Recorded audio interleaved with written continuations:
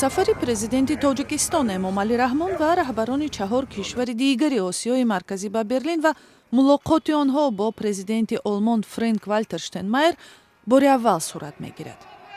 мулоқоти раҳбари қазоқистон Қосимҷомарт Тоқаев бо мақомоти олмонӣ аз дирӯ шурӯъ шуд. Шавкат Мирзиёев раҳбари Ӯзбекистон ва Содир Ҷабборов президенти Қирғизистон ҳам субҳ ба мулоқоти Штайнмайер расиданд. аз Туркманистон Қурбонгулӣ Бердимуҳаммадов намояндагӣ мекунад. ҳарчанд 1,5 сол пеш курсии президентиро ба писараш Сардор Бердимуҳаммадов доду худ раҳбари парлумони кишвар гардид. ин ҳолатро журналистони мустақил аз Туркманистон тааҷҷубовар номиданд. 10 рӯз пеш Сардор Бердимуҳаммадову дигар президентони Осиёи Марказӣ меҳмони раис ҷумҳурии Иёлоти Муттаҳидаи Амрико Ҷо Байден буданд. ҷанги идомаёбандаи Русия дар Украина ки аз қадим Осиёи Марказиро минтақаи таҳти нуфузи худ медонад, зоҳиран аҳамияти минтақаро дар чашми Ғарб боло бурдааст.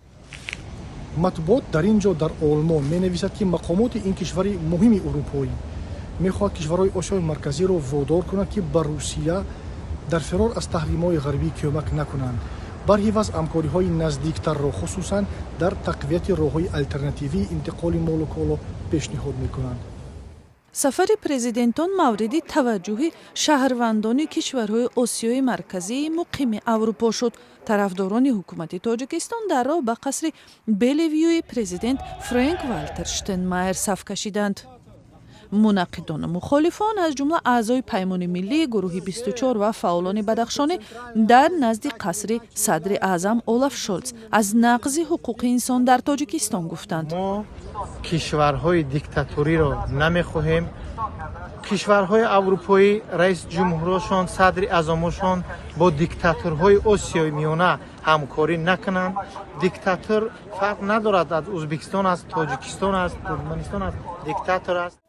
қарор аст баъди тахминан 2 ҳафта раҳбарони кишварҳои Осиёи Марказӣ дар шаҳри Бишкек ҳам ҷамъ шаванд ва ин навбат бо раҳбари Русия Владимир Путин дар доираи ҷаласаи сарони кишварҳои муштаракулманофеъ.